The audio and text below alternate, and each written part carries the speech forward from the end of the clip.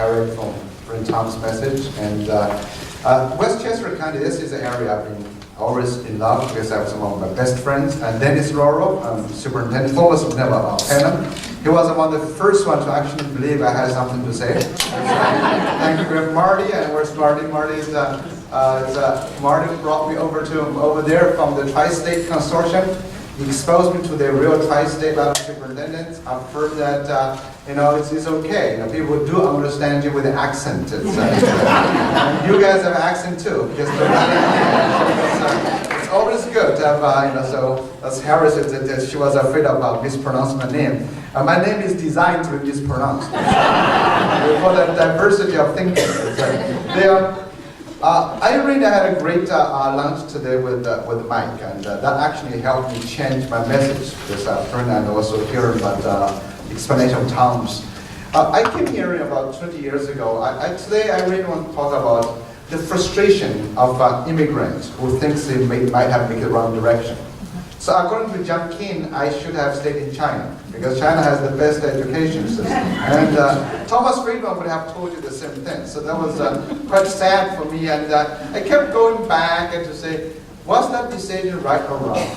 Then I have another, I've been writing another book. It's called Who is Afraid of the Big Bad Dragon? about China, seriously about China. It's about, it's not a book about China. It's a book about how we in the Western societies have begun to admire authoritarianism. And this is a repeat of last century. When democracy got in trouble, we began to admire dictators. We think they're more efficient, they're more effective. And we began to think like that. So in this book I was reading somewhere about 100 in 1860s. The first group of Chinese boys were sent to Connecticut, Hartford. And that was called the Chinese Education Mission.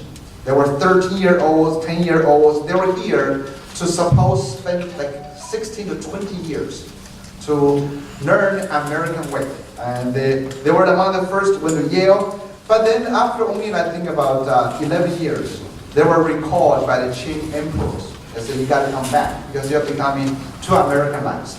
And they began to date. That's a problem in Connecticut. They began to dance with the girls, and they learned how to play baseball. And that was very sad. So they ended this mission, spent a lot of money going back to this idea.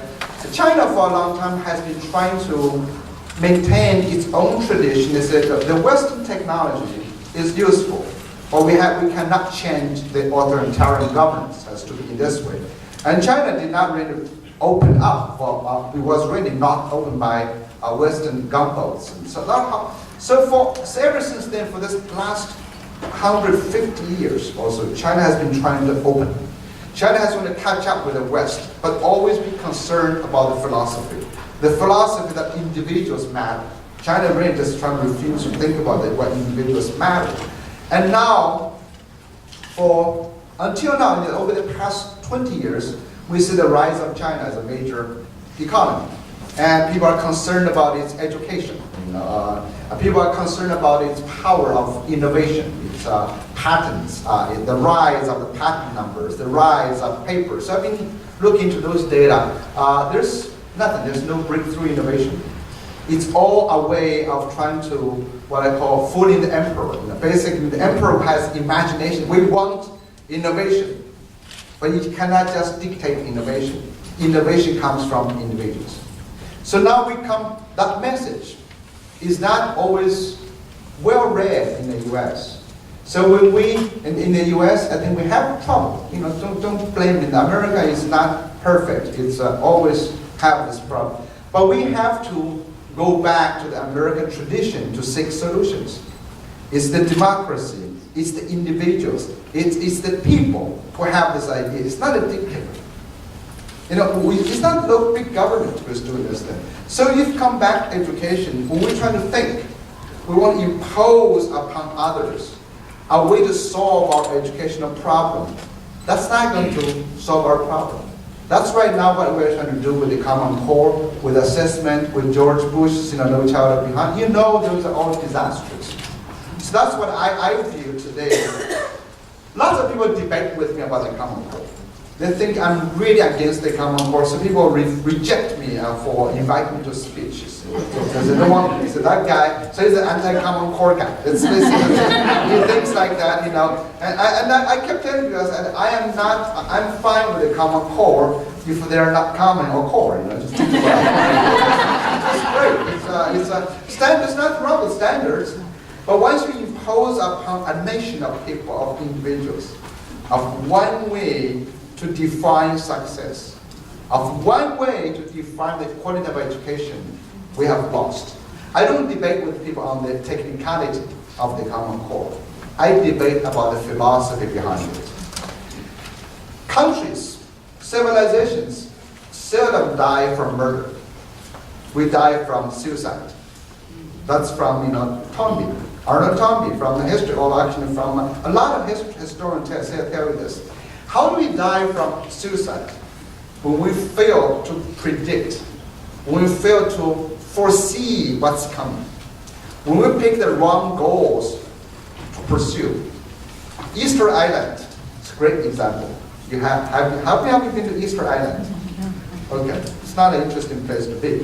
And it's about 1,000 miles away off the coast of Chile, but you all heard of this things, right? The giant stonehead statues, People trying to explain how it happened. When the Europeans discovered it about 200 years ago, they couldn't believe any human beings would have made it. Because on this, there's only 2,000 people on the island, and there's no trees. It's practically desert. So they made guesses. The Polynesians could not have done it. There was no animals. They think some aliens. Some aliens did it. This also, nobody would believe it. And now, recently, archaeological and anthropological research showed, yes, the Polynesians on the island did it. About 1,000 years ago, it was occupied by about over 10,000 people, 11 tribal clans, and it's really well sophisticated society. Good as giant, it was covered by giant palm trees. Some will rise 10 meters, and the good forestry, and they were building boats to fishing, and they had animals, they had little farming. It was a very actually prosperous society. But then someday, one day, they decided they need to start to build those giant stone heads. And they think the stone heads represents or reflects each family's power, each family's skill, capacity, and your ability to produce something. And more importantly, they believe the bigger the stone heads, the more likely you're going to invite the blessing of God. So prosperity will be given to you. So all the clients got into this race to build the best gigantic stone heads. It's like our schools, it's like no child behind. We want to say, okay, how well do you do, on those standardized test scores? That's the same idea. So, basically, it's the same idea. It shows how well can you produce the scores. And the scores indicates the country's future. So that's how they got into this then. And to do so, they have to go to one end of the island to carve the stones. And then they have to transport that. Imagine to do that, basing all the energy and resource on the island. The males, the men were sent over to carve this. Then you have to cut down trees to transport them. You have to sustain the whole process. So basically, all the energy were used to build the stone heads, in the belief that they were worthwhile goals to build. And year after year, we neglect animal husbandry, we neglect fishing, and we cut down trees, and gradually deforestation, desertification, and famine. People began to actually engage in cannibalism, and that's the end of it. So nothing left. Now we have a great set of giant stone heads, and that's what I see. That's how civilizations collapse. That always happens. It's the same thing. When you pursue the wrong goal, you take back to China, 2,000 years. We always admire the Chinese for their emphasis on education. We think they're always interested in education. Because for over 2,000 years, China has been trying to pursue so-called academic studies, from Confucius to all this, and they practically invented the standardized testing. That's what in 675 AD, the three emperors invented that. It actually said, we invented this imperial exam. It's national standardized testing, and basically says that if you pass the test, you will be college and career ready. But that promise is much actually a real promise than Obama's promise. It's true. The emperor said, if you pass my test, you will get a job. And you will get a good servant job, government officials, and you will be given prosperity and future, and luxury, and social status, everything. It truly did. Obama's, the common core is simply an empty promise. If you pass it, they say you're college ready, they will make you college ready. We don't know. They're not going to give you anything. If the Chinese system actually worked much better, for that matter. So we had defined national curriculum as the Confucian classics. We had defined common assessment. That's Park and Smart and Banis. It's called the imperial exam. And we announced the test, and with multiple levels, and it was completely open. It's regardless of your zip code, race, gender, and actually it's only male, sorry about that. It's shouldn't talk about it with Rochelle. But anyways, so it's only male. But no matter where your age, doesn't matter, you could be 70, still can take the exam.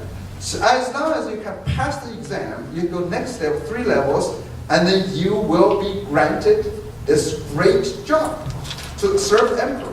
So there was just for like ours, like this. And it worked. But the real reason for that is very simple. Actually, again, digging out is the emperor simply wants the best way to preserve a compliant citizenship. So he is using this very little way to lure people to study. Actually, the emperor himself, Tang Taizong, one of the Tang dynasties, he said, look at now today, all great heroes are in my bags. Because imagine you can take you 30, 40 years past the test. So anybody who has the intellectual capacity and the family wealth to pursue this study, have the time to pursue the study, would have been believed in the emperor. Do you see what I mean? That's the best way to suppress anyone who can challenge. So that's why for 2,000 years, China has about over from 10, 20 different dynasties. China, but they're all the dynasties the same. China has no 2,000 years of history. It's 200 years repeated 10 times. Because no dynasty change was caused by introduction of new ideas. It's always the other guy overthrew him and trying to be like him. It's always there's no new ideas evolved. So that's when you look at when the Jesuit missionaries discovered China in the 1600s. And it caused a huge Sino-Ophilism in Europe about those guys, Yong Zhao and those French people. They all admire, Leibniz, those guys. China has a great system. They all admire. Because you look at that time, indeed the Chinese philosophy, if you look at China for those years, it's a society that aims not to change. It's a society that aims to be peaceful and quiet. And tranquility was key, and harmony is key. So that's why. But we don't care about individuals. If you were the emperor, that's the best, right? And also China, for that reason, China became the most innovative country until about 1800, actually 1600s. Why? Imagine at that time, science and innovation did not require cumulative knowledge. It can be done by accident. So China, if you look at all the Chinese history, inventions, they were all accidental.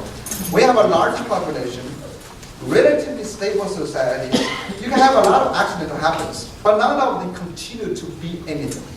Because that's not encouraged. So the only thing that was encouraged is memorization of Confucian classics, which has nothing to do with science and technology.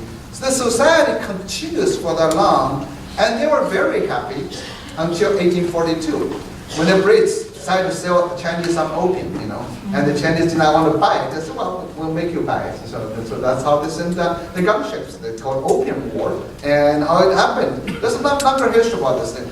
So China, for a long time, they pursued as a national goal the ability to be removed as far as possible from physical labor, from actually thinking. It's all about memorizing something over 2,000 years ago, the Confucian classics. So that's the national intellectual goal.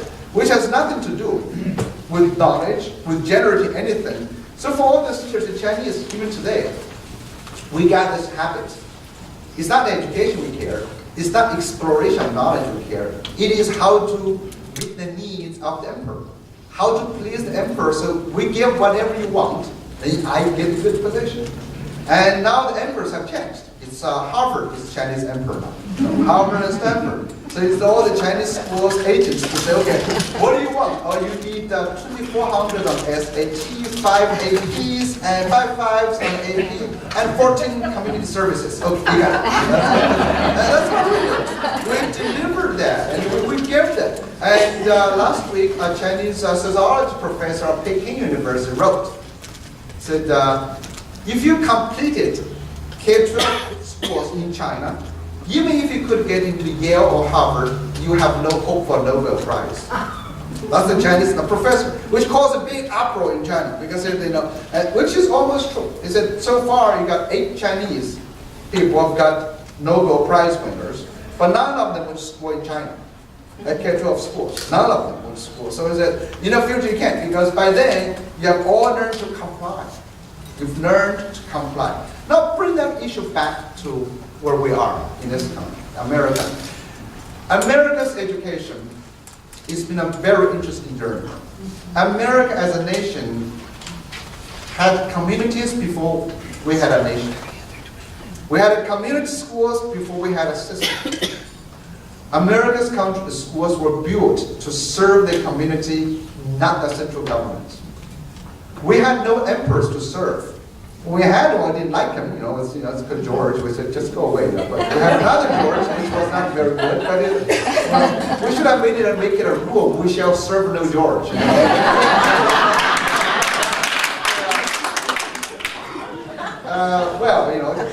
think so. But that would be kind of, I don't know.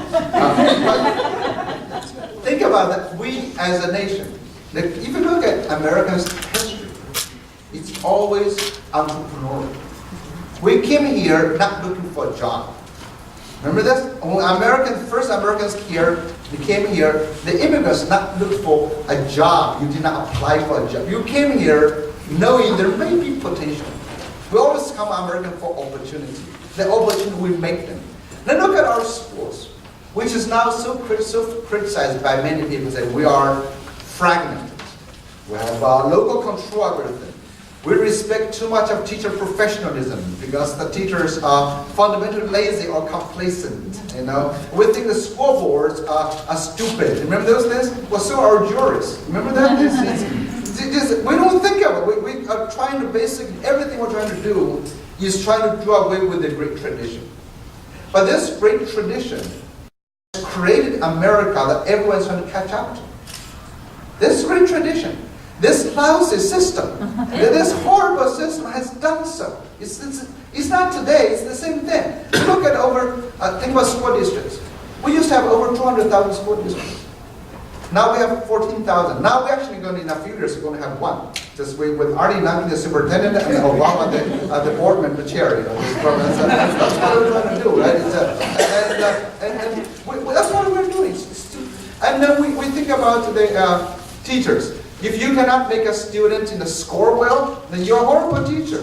What about a teacher who just gives hope?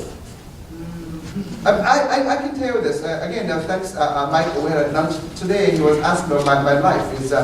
I am, in many ways, a failure because I did not meet my common village standards, common core village standard in my village in China. I grew up in a little village.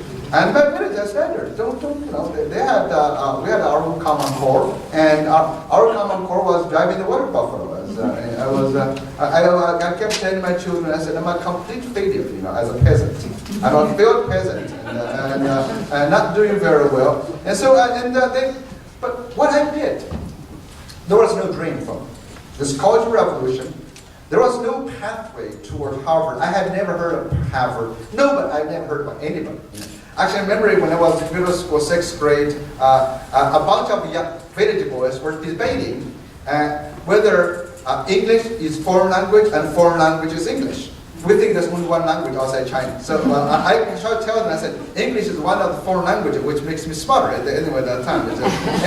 So that's how, but I had only 2 teachers all my elementary school years, 5 years in a different village. And for the first 2 grades, I had 1 teacher. I had 3, 4, 5 another teacher. We had no other teachers.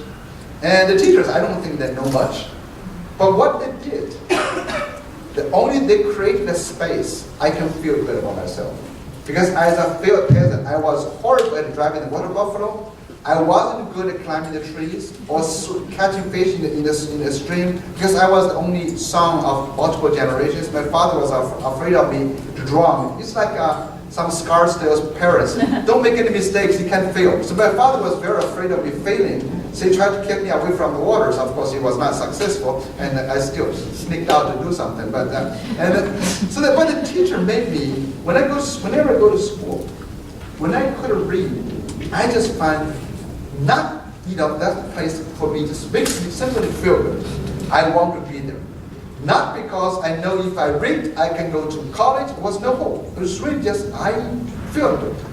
And then I felt I'm only good. Then gradually I found there is some utility value of being able to read. And that was, I began to do homework for the other guys, and they began to become my personal protection. So I learned about outsourcing better earning. So you outsource your personal protection to us. That was very good. So the teachers, seriously, it's not about the test scores, nothing. I was really simply pursuing a dream that was making me feel good. I think that's perhaps much more valuable than in any other places. When we look at a lot of the data, international data, right now, US has always been complaining about our students' lack of good performance on international tests, which is true. You perhaps hear this all the time. American students, our education is getting worse. Our test scores getting worse every year. We still lag behind other countries. We're in decline. It's not true. American education is not in decline. It's not getting worse. It has always been bad. It has always been bad for a long time. Since 1960s, the first international mathematics study, 1964. America's 12th graders ranked 12 out of 12 countries. Well, that's pretty bad. 1964. 1958, Life magazine said American education was at risk compared to that of Russia. 1993, a learning gap, talks about how much worse we are than Japan of education. We have always been bad in terms of test scores, measurement, but this country is still here. And Soviet Union is not here anymore, by the way, you just noticed, right? The Soviet Union doesn't exist. Japan's per capita productivity has dropped from number 1 to number 27 today. Number 27 now. Why? They have such good education. Instead, America is still here. Actually, President Obama recently said that 2 years ago, America still has the largest economy, which is very true. Largest economy, and 3 times the size of China's. China is number 2. China has 4 times of the population. So why is, by the way, this is actually one of the facts that's more factual than some of Obama's other facts, which is really, it is number 1, and it's very true. So you said, how does this explain? This is the American tradition. America's tradition of local control. We try to teach a lot, but every place has something different. We try to value students as individual human beings, not standard barriers. We value children as our children, not a worker for the state. We want our children to be their best, not the best defined by John Kim.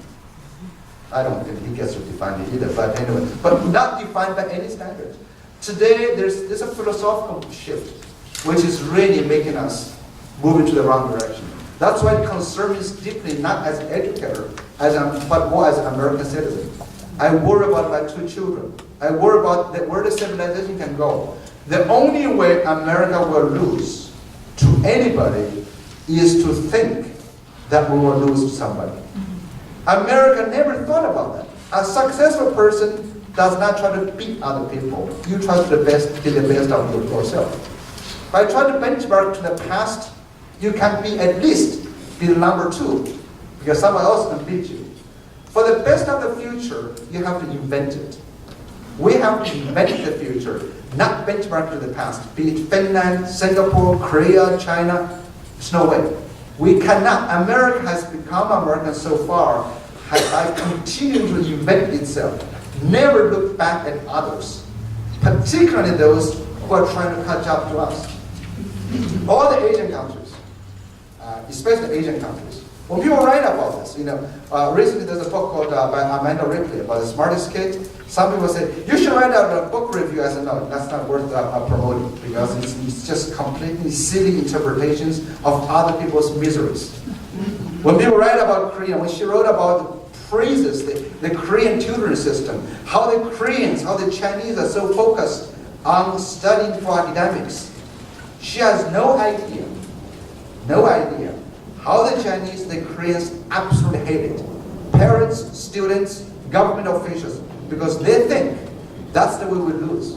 That's what they're trying to get rid of. China just issued 10 new measures to try to lessen academic burdens of children, try to become more innovative, try to have really genuine patterns. And the number 1 was to say, they shall ban testing for kids before 4th grade. They shall ban rating homework for all the kids. They want the kids to be happy. They want the kids to enjoy studying. And now actually Singapore has been reducing math content by 1/3 since 1997. Korea's new president is trying to do a new free semester for all the kids. Because not just last year, simply last year, Chinese students from Hong Kong, Taiwan, and of course Singapore Koreans, on the TIMSS data, 2011, Trends in International Mathematics study showing again, all the Asian countries, top Western countries, but on the same study, their confidence score were all below all other countries. In Korea, they were number 1. 8th graders, 617 points. That's 113 points higher than American students. 3% of 8th graders think they can do well in math. When you know something, but you don't think you even know, what's the point? With today's technology, I'd rather have someone think I can do it, even without knowing he can do it, because you can always ask Google to help you. You can always do that. Asian kids, the system, the Confucian system, I say, they are trying to set up Asian kids to compete with Google. You can't. It's no memorization, doesn't matter. It's thinking about it. So Asians are worried about Finland. We talk about Finland. Finland's kids. Finland was number 1 in PISA for science. But Finland students' average interest in science is below the OECD countries. The Finns are very concerned. Their children are not interested in science. Because if you're not interested in something, you will not pursue it. The future lies from us is about innovation, about invention. I can force you to put enough efforts to score high on any test. Because scoring high on testing is to meet the expectation of others. It's very simple.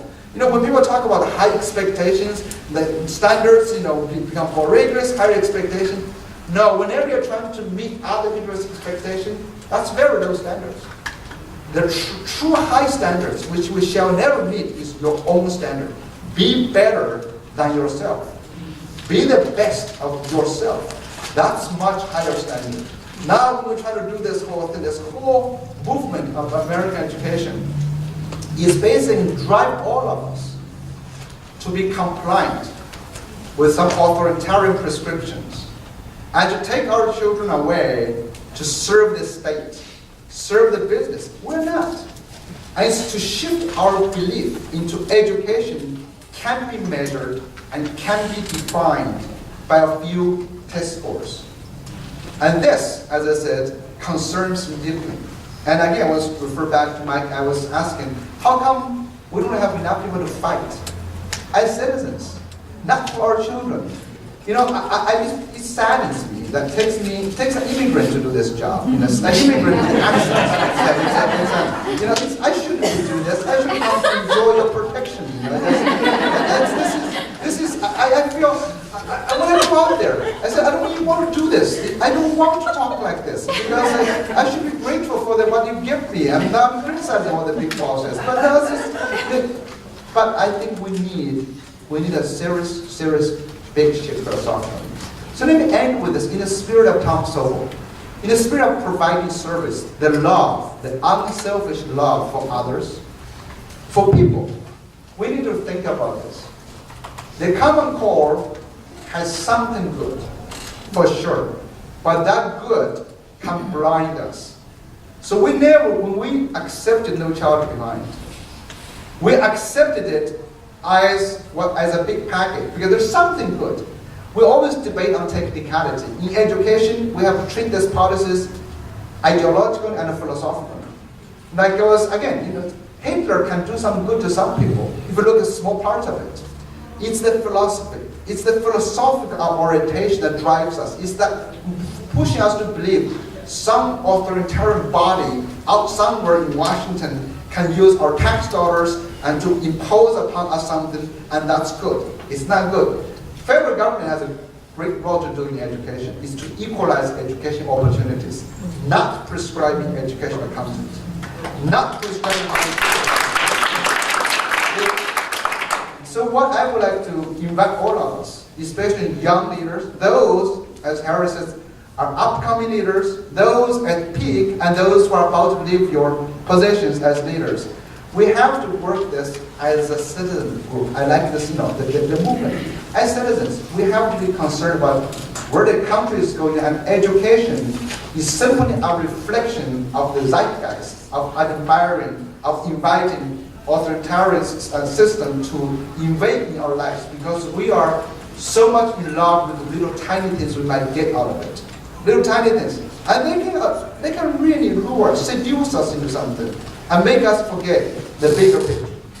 So I want to leave that with you. For America's future, we have to continue to be more democratic, to be more American, to continue to reinvent ourselves as a democracy, not to resort to short-term and semi-effective authoritarian systems. Thank you.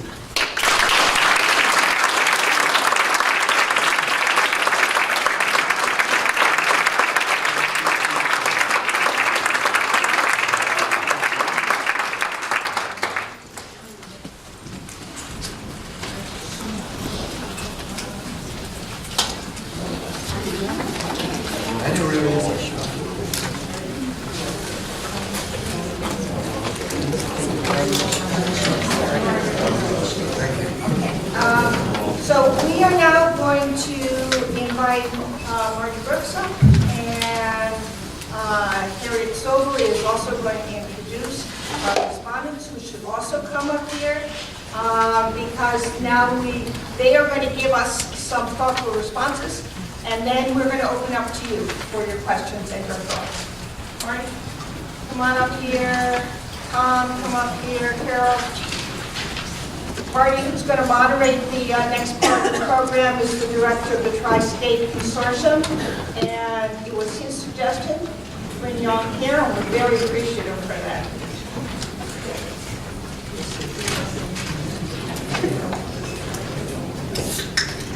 Since 2010, Tom Rogers has been district superintendent and chief executive officer of the Nassau BOCES, the largest BOCES in the state. Most of you know that his position makes him the representative of the State Commissioner of Education and the State Aid Department in Nassau County.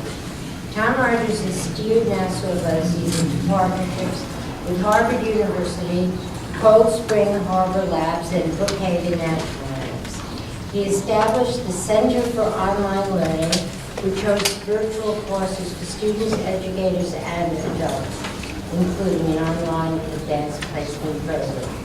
Another project of Tom's is a collaboration between Nassau BOCES and the Nassau County Police to provide inexpensive, centralized monitoring and detection of intruders, which is available to schools while also providing the police with live video during crisis situations. Tom Rogers came to Nassau BOCES from New York State School Superintendent's Association known as NISTA in Albany. While he was there, he launched Education is a Civil Right, a campaign to improve equity in public education.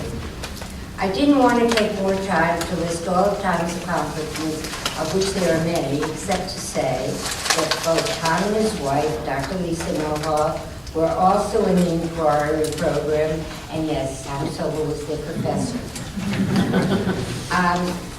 Many of you know Carol Burris's name.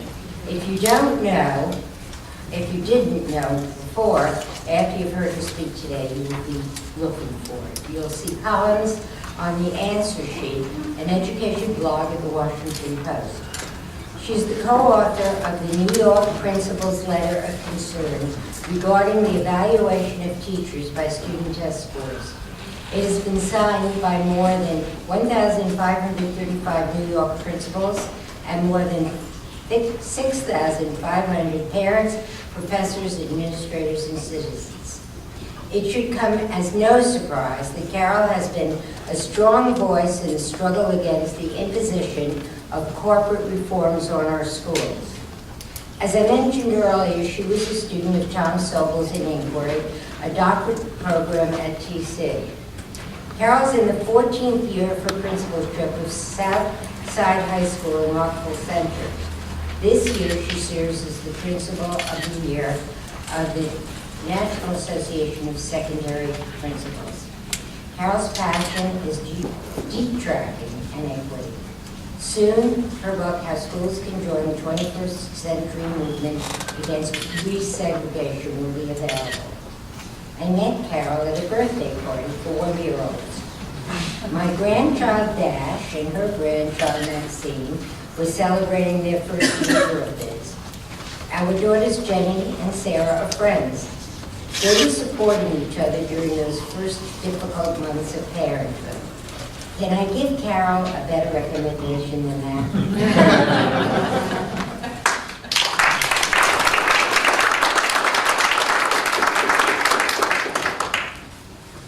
So Carol asked to go last, so I'll go second, I guess. And it was a generous introduction from Harriet, and obviously Lisa and I are both indebted to Tom because it was his advice that put us in the same room together, and the rest from there, of course, is history. I am the Commissioner's representative to Nassau County, but I'm not in Nassau County, so I'm not on the clock. I hope you won't hold that against me.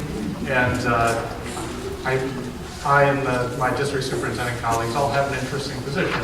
We are at once the chief officers of a local organization that serves local school districts, and we are simultaneously state employees. And as I was sitting down and Harriet was giving her kind introduction, my phone rang in my pocket, and I looked down, and it was the commissioner's phone number, which led me to believe the room may be bugged.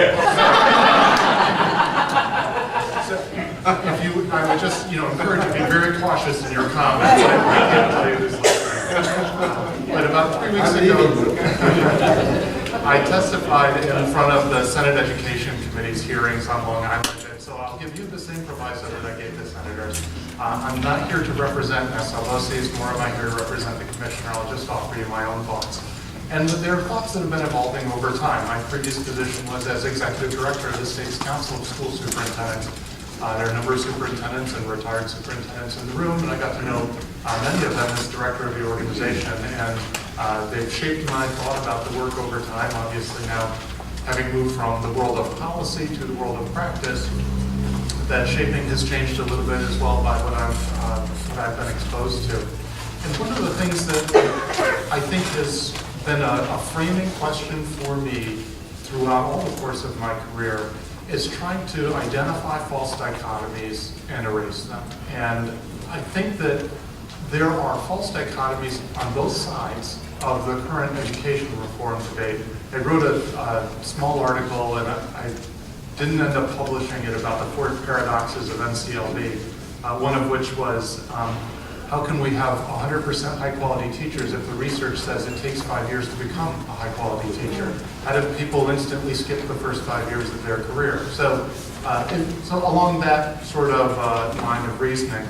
So on the one side of the debate, we have the false dichotomy that it is us versus China, or the EU, although we're less frightened of them now that Greece has tanked their economy, or whatever other foreign competitor is somehow going to eat our lunch at some point down the road. I think that's the wrong framing of the problem. I'll offer a different framing of the problem. I think there's also a false dichotomy between saying we can either have rigor or we can have creativity. I've been watching the World Series recently, and Mike, a better way to do it would be to say, go American League East, and then everyone in the room can be with you. And there's a commercial on there where the couple's in the car and they say, I like and better, sweet and sour chicken, as opposed to just sour chicken. And I kind of like and better here as well. I like rigor and creativity. I think it's what we would want for all children. And the question is how to get there. I think there's a false dichotomy of saying that we can either turn children into automatons or we can turn them into entrepreneurs. And you know, the world can only stand so many Steve Jobs. But apparently the number of books that can be written about him will be endless. But you know, I think that's not necessarily an accurate dichotomy, and I don't think that I see it represented in the learners and youngsters that I've had the opportunity to interact with. I think that there's this false dichotomy in saying that the education system's job is to prepare workers for the future or to prepare dreamers and artists, as if we can't do both of those things, or as if children want be both of those things when they grow up. And so, in fact, we have to do both of those things. And you know, I'm supposed to be a respondent, so what I will say is that for the first half of the lecture, I know very little about Chinese history, and so I stipulate to everything that you've said. And I know even less about Easter Island, so I'll stipulate to that as well. But I do think that there's a question to be had about how we move our education system forward and what are the right, you know, Michael Pollan talks about the right levers of change. And I think there's some thought about that. And I think there's a false dichotomy on the other side of the reform argument. It goes a little like this. To all of you who say we need to deal with poverty, I say no excuses. I think that's a false dichotomy too. And it's clear that poverty has an impact on children's ability to learn. And I think the better framing of no excuses was what Duncan eventually said to Philadelphia, which is, your system's a disaster. There should be no excuse for this. Adults can't allow something like that to happen. I think there's a false dichotomy in the reform movement by saying that you can't have teacher quality without measurement. I think you can have teacher quality without measurement. I think you have to be more thoughtful about what the measures are. I think there's also a false dichotomy about saying that you can't have both local control and fairness. Now, I think that the natural experiment of observing what happens with local control is that it tends to lead towards unfairness. But I don't think that that's because the two of them have to coexist with one another. I think that there's a really damaging rhetorical false dichotomy that says if you're not for reform, you're for the status quo. This is essentially a repurposing of an older phrase, which was, you're either with us or you're with the terrorists. It is that same creation through framing of a false dichotomy, and I think we need to make those false dichotomies transparent in order to address them.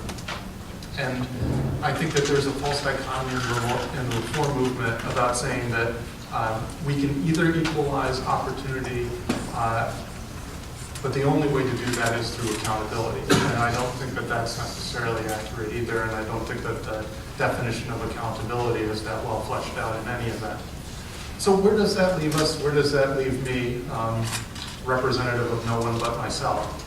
I think we have to be at least transparent about what the changes are that we believe need to be made. Because if we don't at least identify what the shortcomings of the system as it is are, then we are in fact defending the status quo. And so, you know, let's look at the limitations of it. If you believe Anthony Carnevale's assessment at Center for Education and the Economy, 90% of the jobs in the year 2020 will require some form of post-secondary education. So college and career ready may be a rhetorical soundbite, but if we're thinking about how we prepare 90% of kids to participate in the economy that will put food on their table, we're not turning them into automatons, and we're not saying that college and career readiness is the end-all and be-all. We are saying that if they're going to have a future, they're going to need to finance that future, and we have to be conscious of what that economy looks like. Now, those predictions could be wrong, but they are the best predictions that we have. And so Toynbee's work says that we can commit suicide by failing to plan for the future that's coming. We can either, this is our best guess at the future that is coming. It seems like a better strategy than building stone heads. I could be wrong. But that is the challenge that we have. The world that our students are going to enter as adults is going to be different from the one that we live in even today. I think that much is clear from watching the pace of change over the last 8 years or so. And so we have to try and at least be thoughtful about that. If post-secondary education is in fact the ticket to not just economic success, but economic stability, then we have to ask how many kids are ready for that right now. Our graduation rate, the ticket to post-secondary education in New York is 75%. At the current lower standards, we're not even talking about the Common Core. We're just saying at the standards that are in place right now, still fully a quarter of students don't make it. And in our large urban areas, predominantly New York City, half the students don't make it, and those students are largely students of color. So, and students in poverty. So we have a challenge. There is a shortcoming in our system. It is a profoundly unfair system, and that unfairness breaks quite readily along lines of class and race. And we can't ignore that challenge. So we can certainly debate the one set of ideas that has been put forward for how to address the challenge. But I wouldn't want, in that debate over the right way to move forward, to lose sight of the fact that the present has its challenges, and we, I think, as educators, have, and in the Tom Sobol sense of the word, lovers of children, have an obligation to work on that. So I remember after Tom was no longer commissioner, he was a professor at TC, I think one of his proudest moments, and he writes about it in the book, is when he climbed the steps to the courthouse. And he testified in front of the state's highest court, the Court of Appeals, on the inequities in the financing of the system. And I think he felt that he had a particular opportunity, because of his position, to make a mark. And I think even then he was a fighter for change. And even now, I think we all recognize that change is something we have to continue to fight for. And I think more than ever, since change is going to be made, we have to make sure it's the right change.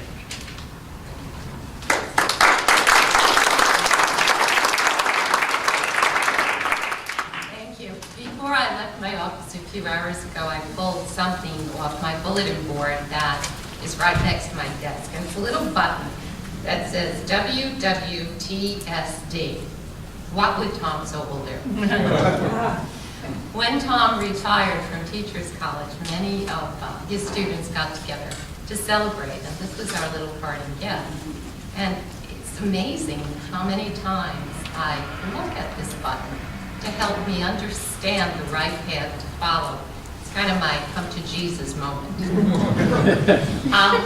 Tom is just such a remarkable person, and it's so interesting for me to be in the place where I am now philosophically, because when I started the inquiry program, Tom was warning about NCLB, and I thought it was the best thing since mashed potatoes. I really believed that taking a look at test scores, that we were going to expose these incredible inequities between and among our different groups.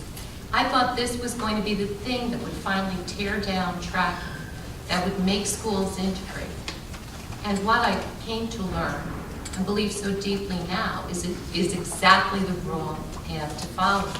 Tom Sobol was right, and I was wrong. And that's a very difficult thing for a stubborn Irish gal like me to admit. So Harriet, please tell him when you go home. Because the more I learn to work with children and to see the kinds of changes that are happening, I really started to realize what really matters. And when this present reform movement began, I became horrified because I felt that all of the things that my high school had accomplished in terms of equity and opening gates and detracking, bringing all students into the IB program, was at risk by a system that was going to quantify teachers, that was going to make teachers look at kids and saying, you know what? Maybe that's not the child that I want in my classroom. Maybe they can't do the work.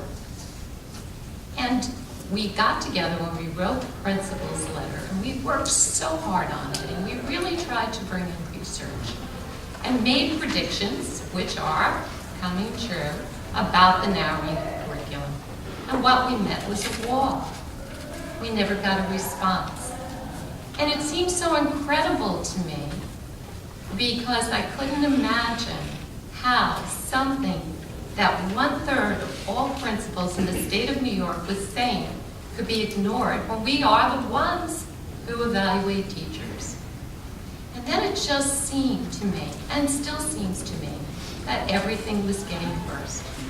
Now, when I was listening to the remarks, and they were so wise and so wonderful, talked a lot about the idea of creativity versus memorization.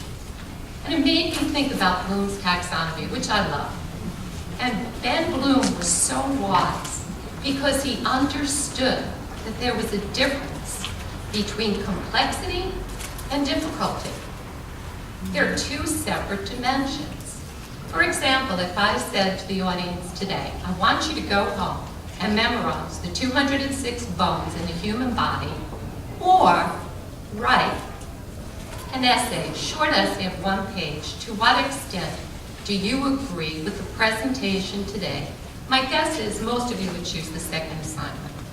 It's more complex, it requires evaluation, but it's less difficult. And what seems to be happening, I think, with the Common Core standards is that it's all about difficulty and rigor and not really about complexity, which is really what the Common Core standards hope to achieve.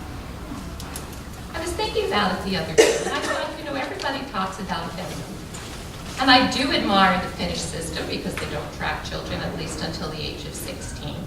So I took a look at the Finnish standards. I know they have national standards. Let me see what they look like. And I picked grade 2. Now, grade 2 is an interesting grade because the kids in Finland, as you probably know, are a year older in grade 2 than our American students.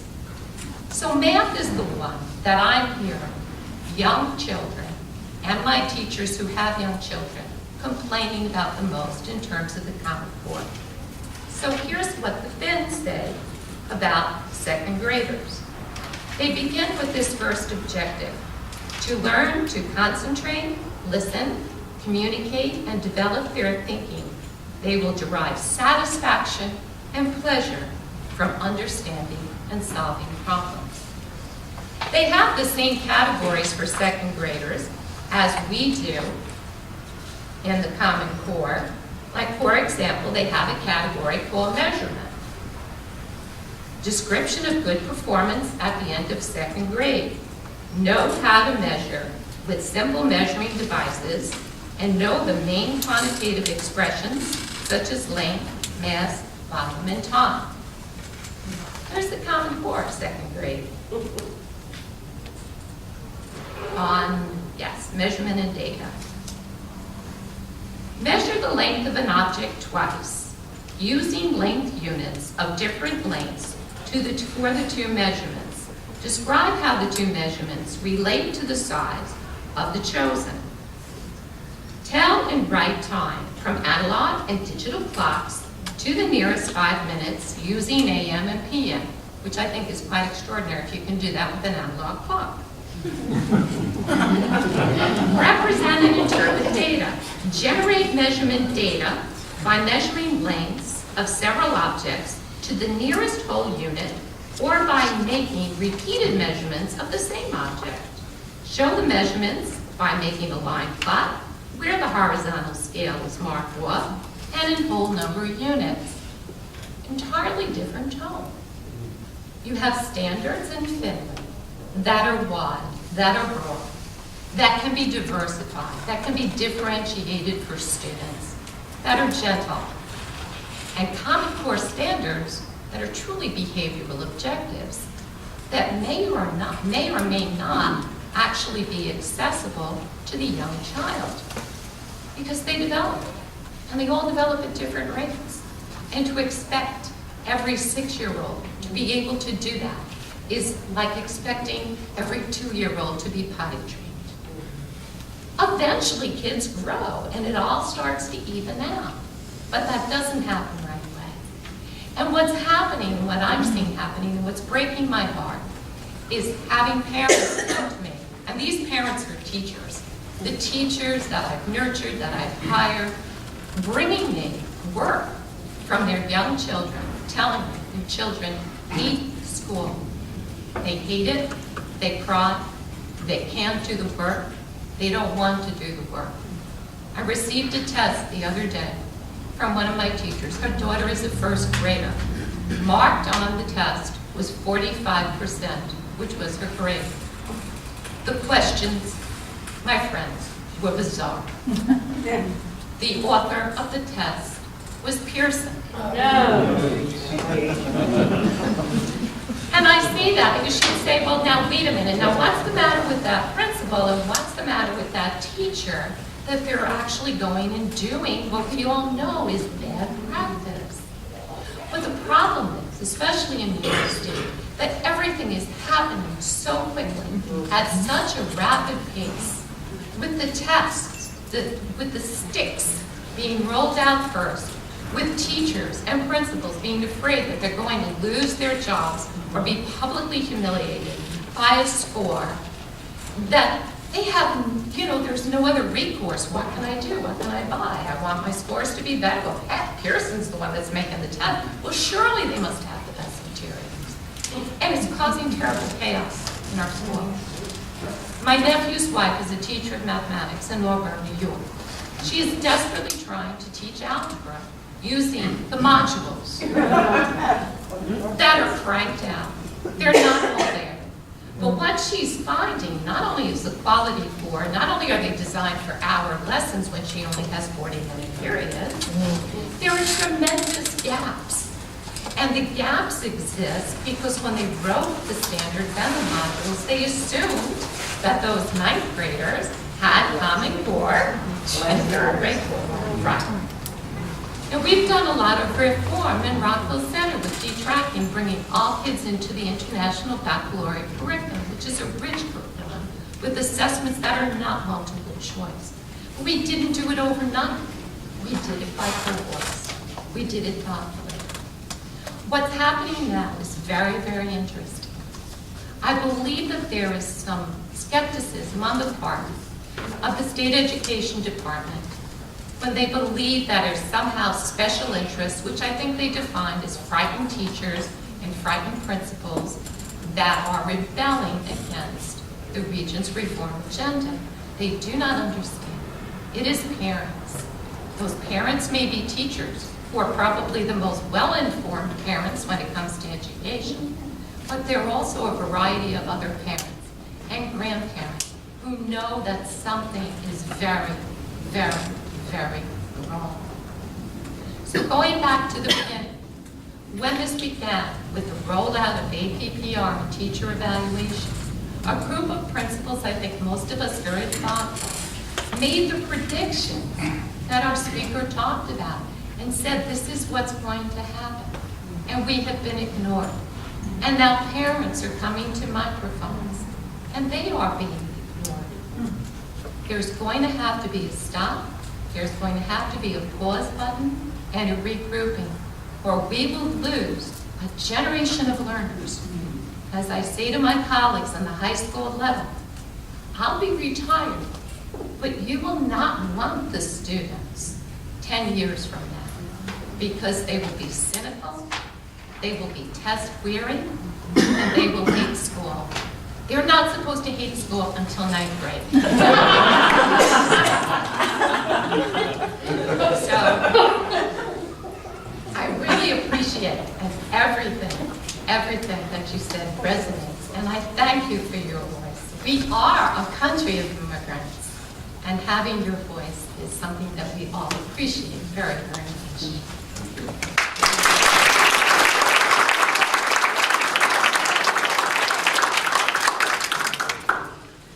So when the committee that organized this today tried to figure out something I might be able to do, they concluded that I might be able to point at people in the audience and pose questions. questions. I myself am not sure I'm up to that task, but let's give it a shot. Let's see, who would like to begin with the first question?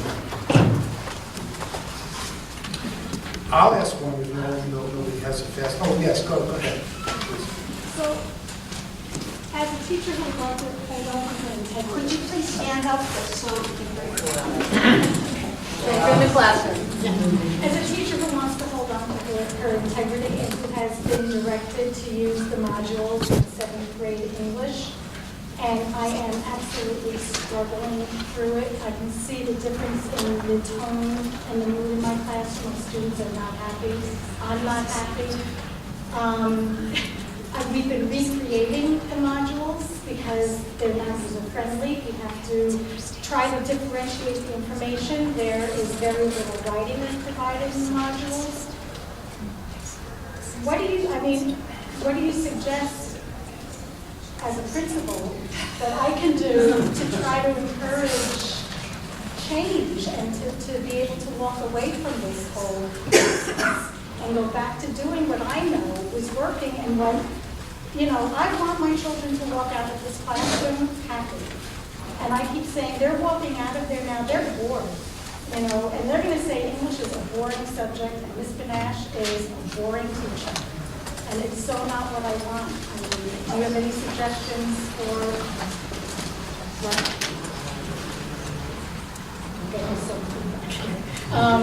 We did have, maybe at the meeting yesterday, we did have a parent who was an 8th grade parent who said in 7th grade, his son absolutely loves school this year, his son is miserable.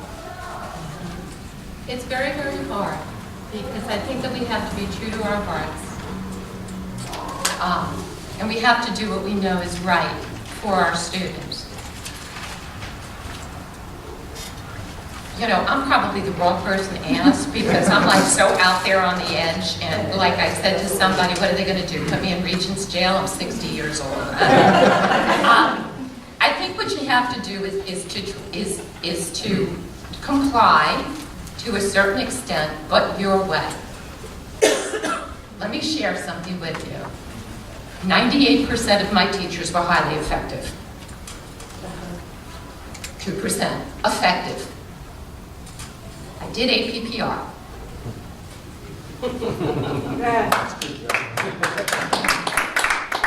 Come and get me. Walk into my school where 100% of the kids who walked across the stage last year earned a Regents diploma, where 34% earned an international baccalaureate diploma, and tell me that it's not a highly effective staff. Now, I have my own personal conversations with folks, and I take observation and the supervision of instruction very seriously. So I guess what I'm saying is that there is probably going to have to be a level of compliance that you will have to do. But then you are going to find those spaces and those opportunities where you're going to teach the way you want to teach. And you're not going to care about what score you get. It's just not going to matter to you. You're not going to internalize it. And know that this will pass. Continue to speak out bravely, and know that you're far from alone in the process. Could I add something to that? It's a good opportunity to add something because which reflects back to Tom's message, I think. But I do want to take my data message back to the commissioner. Okay, so if you have a chance. First of all, when Tom said about, there are false dichotomies, but there are real dichotomies. I did not have time to show my data here. Tests and certain approaches do damage kids. Through this last 30-some years of data of TIMSS will show a strong negative correlation between test scores and confidence and enjoyment and interest across different countries in science and math. And we've observed that happens. It can happen. We have seen on the No Child Behind the narrowing of curriculum for the disadvantage of other poor kids. So that's just one thing. And the second thing I do agree with Tom, that is we live in a completely different world now. We will need a lot of people who have better education, not necessarily more education. NCEE data said more in some form of more secondary education. We should know last year 53% of American college graduates do not have full-time employment. 53, that's not American. China graduates 6 million people, students a year, college students, they don't have jobs, most of them. Korea, Spain is not more education, more poster. It's a different kind of education. An education that emphasizes on creativity, global competency, entrepreneurship. It's not the same thing. And this kind of the common core, whatever we're trying to do does damage to those things. So as a teacher, to my child, what I would beg you to believe, you are there to protect my children's dreams. When you say harm done to my children, I expect you to save them. I know it's hard for you, so there is tough. Another message I think a lot of our school educators have is that this common core has become law. It will not pass. The boat has sailed. I was asking him, I said, no, so was segregation. So was slavery. They were law, and somehow we could change. Just do not believe it's really past. I feel really bad. Look at that now. 13 years ago, when No Child Left Behind, bipartisan support. Bipartisan support. How many principals have suffered from this? They're fired now that nobody wants to say, oh, we did anything to do. Everything somehow like this just happened. I think this is we're in a very critical situation that we have to do something. There's a lot of different kind of data. I think the data has been quoted by the reformers. A lot of them honestly is wrong. They did not read the different kind of data. International data or non-international data. A lot of, I have a full iPad of them. I have not time to shoot, do not have time to shoot this various historical data, horizontal data. But the key is that nothing is more important than a confident, curious, happy child who wants to pursue their dreams, not trying to show us that they have mastered what other people want them to master. Yes. I would just like to say, I'm here today with my principal and my assistant principal, and they have given the teachers in our school the freedom to adapt the modules to their teachers' own desires. And I have to say, I agree that we shouldn't be prescribing a curriculum. That's wrong. But there's some beautiful literature in those ELA modules. I think A Long Walk to Water is a beautiful book. And I'm not teaching it the way the module is written. I'm teaching it the way I would teach it. And reading my students and knowing what they're enjoying and what they need and what I have to give them. And so, I can say the same thing for the 8th grade book in the first module. Inside Out and Back Again is a beautiful book. And it's free verse poetry, multicultural.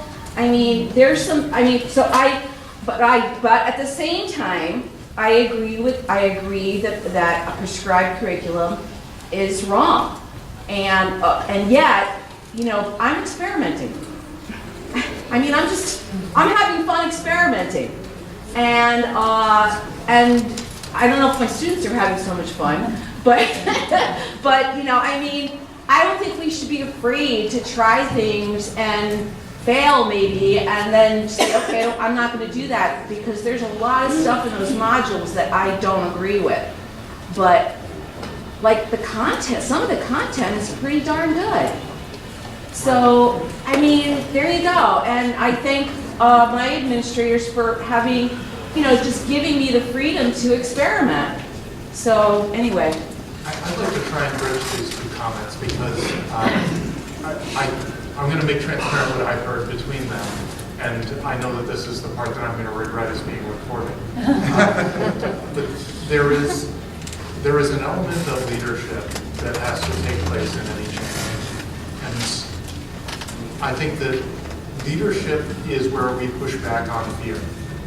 And a decision to adopt something that was prepared by a test manufacturing company because it seems like the best bulwark against what the test will likely look like is a decision that may be based on resource needs, but it's probably also a decision that's informed by fear. Decision to take a resource that was provided by the state in a way that they've never done before and turn it into a lesson plan is a decision that is potentially also based on fear. And I'm not saying pure fear, I'm saying it's fear somewhere else. And a decision to take a risk on having poor assessment scores as you go through the process of experimentation is a risk against a fear. I'm very influenced by Rob Heifetz's writing about leadership, in particular leadership without easy answers. And Heifetz talks about leaders' responsibility to provide a holding place for fear during the change process.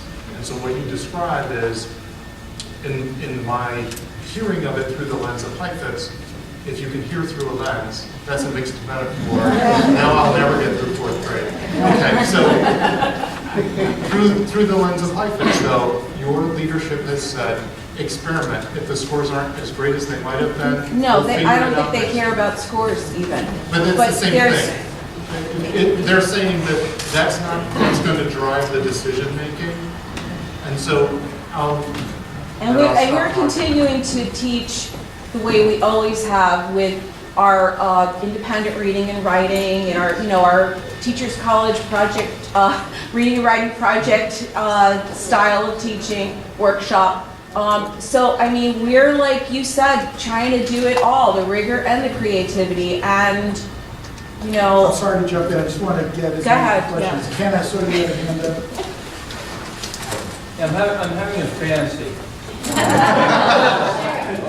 I hope it's a good one. Fantasy is that the call to Tom, the call from the commissioner, is this.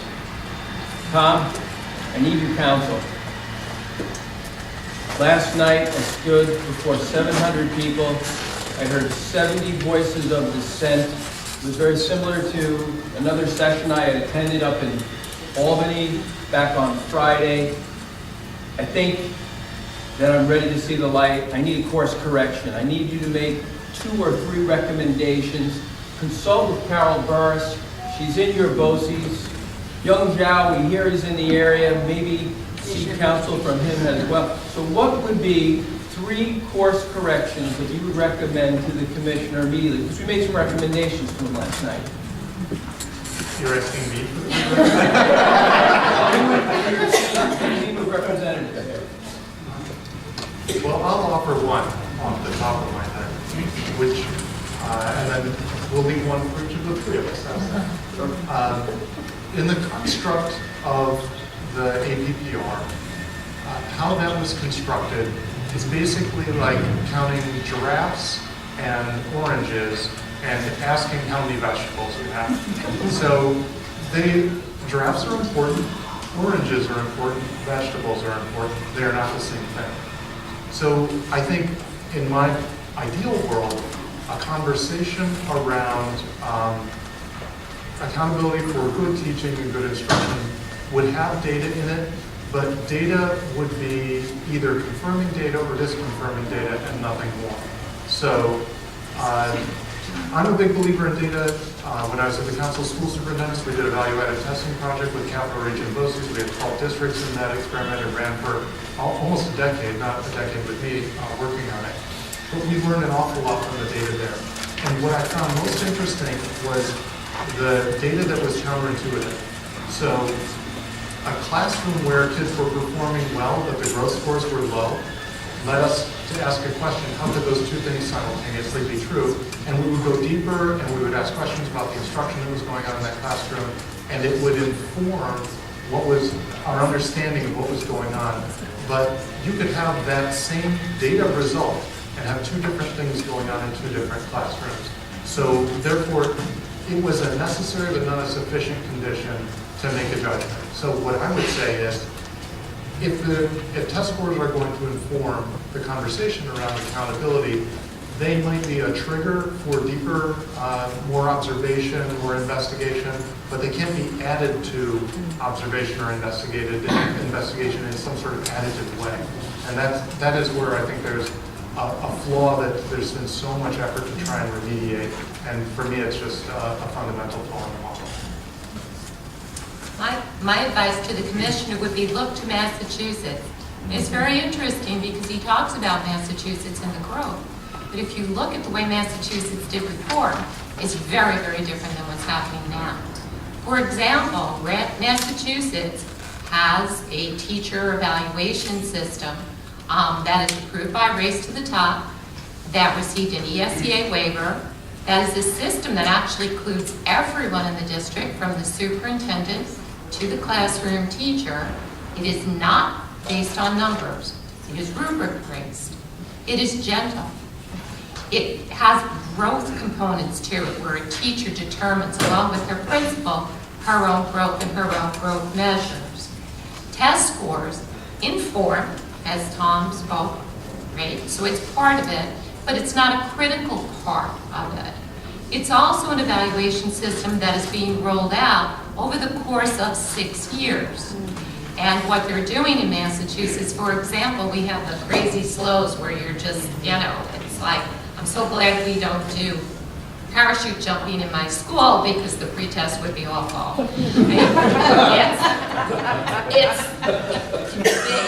What Massachusetts obligates schools to do is to use multiple measures to pilot them and to actually demonstrate that they're both reliable and valid. So it's a very, very thoughtful system that will result in growth. Look to Massachusetts, the way they rolled out their standard. They did not lead with tests. When Massachusetts began its standards, it began them at a time when there were only tests in 4, 8, and 11. And there were no punitive consequences for schools based on their standards. They rolled them out in a sequential way. And we don't use MTPA either. Yeah. So there's, there's a model within the United States that the commissioner could look to actually accomplish what he wants to accomplish in a way that's respectful to educators, easier on kids, and in the long run will be effective. I like your fantasy. I don't know how far this can go, but... You have to make the call when you're done. Oh, yeah, sure. I think when I look at this right now, I'm again pushing for a much more philosophical direction change. When you talk about, yes, you can have both, there's always a big question about creativity and rigor has to go together, but in what? In whose design? I'm asking a simple question. If a child, I would use Michael Phelps, comes to first grader, wouldn't be good at reading, ADHD kid. And he said, I want you to be creative and have the rigor in reading. Until then, you shall not go swim. And Phelps will be still hooked on phonics in some basement. And that's what I mean. So what I would like to, when I call attention to this common idea, I would advise the commissioner to say, stop whatever you're trying to do. We have entered a time when the introduction was talking about, when Mike was saying, when Kardashians are useful, if Kardashians are useful, everyone can be useful. It's time to acknowledge individual talents. It's time to not impose upon common standards. I agree with you in the same domain. If you want to be a good writer, you cannot just be a born good writer. You have to have effort and rigor. But in what area? We cannot be great in everything. The problem is the common core is that we try to think everybody should be great in this area. Unless you're in this area, you're useless. That's like force me to drive my water bottle. And that's what I think. So what I would like to do is that in all of these tests facing right now, the best accountability is what? Is self-accountability.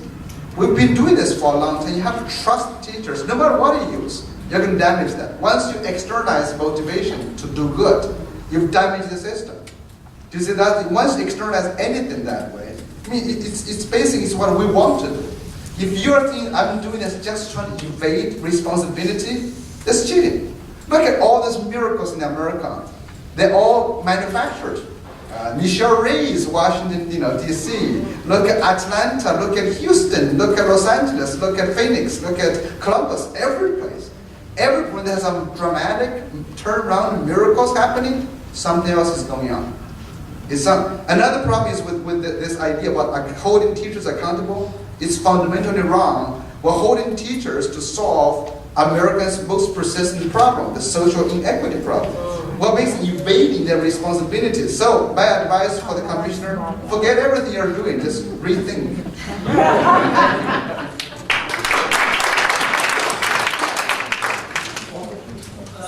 I would agree 100%, and I was thinking that there are so many technical issues here. The psychometrics are off. When they created the Common Core, there's very little utilization of fiction, poetry, and so on. And we had worked for the Regents for 2 years just before this. But the most important thing, you could list all the technical issues. The most important thing, I think, and you hit on it earlier, and I think that is, it was done in secreto, it was done sneakily, it was done without the involvement of the community who know so much about it. I say that firsthand because we were finishing up our work with the Regents as we were before the race to the top. And I think that is demoralizing. It is, as you pointed out, Doctor, it is exactly against what we should be doing as a democracy. It is not what a public school should be doing.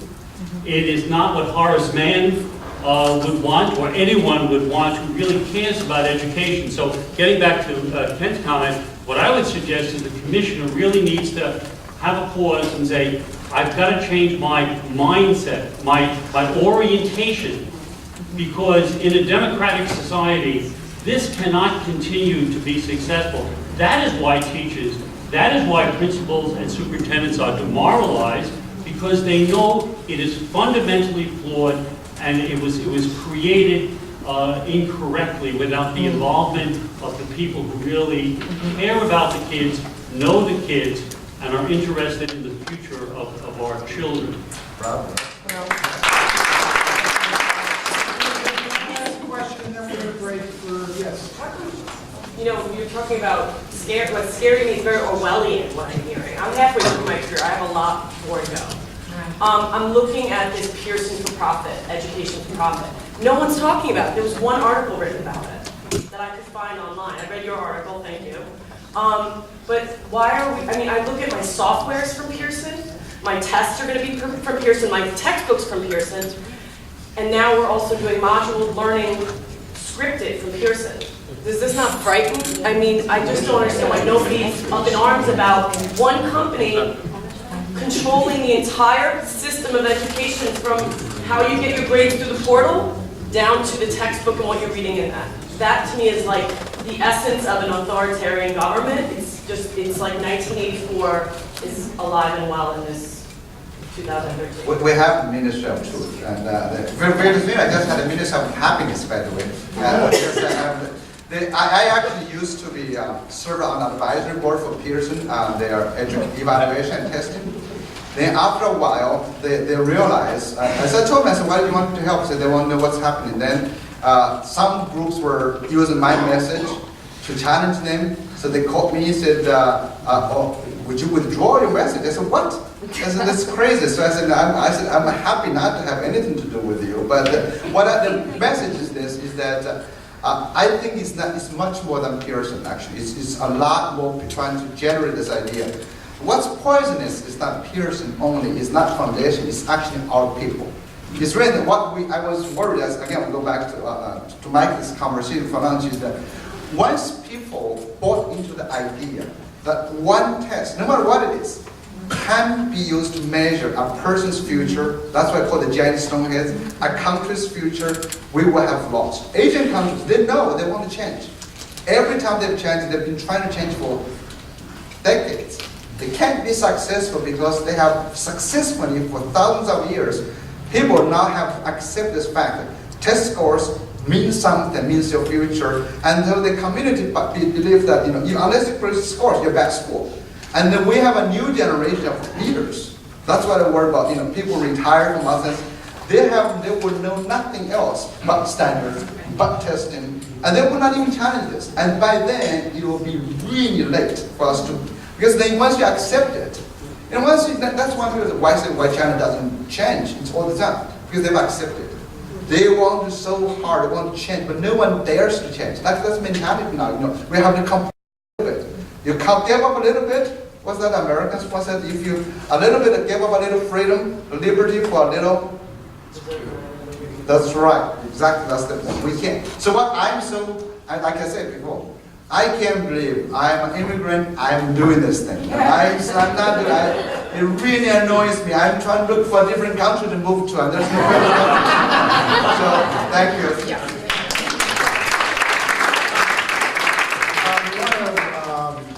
Make one last comment. For the last, I don't know, maybe 15 years or so, there's been a tremendous amount of reform occurring, and our voices have not been engaged in that. Part of that's our fault. Part of that is the way the system has been set up. In recent years, parents have started to push back, and suddenly people are sitting up and listening because parents matter. They vote, and the pushback from parents opens up another opportunity for us to get our voices in the tent. Let your voice be heard. Public Schools for Tomorrow has a sheet that Maria has placed at the back. It lists the tenets that we believe in at our core. I urge you to read it. And I want to thank Tom and Carol and Young for a wonderful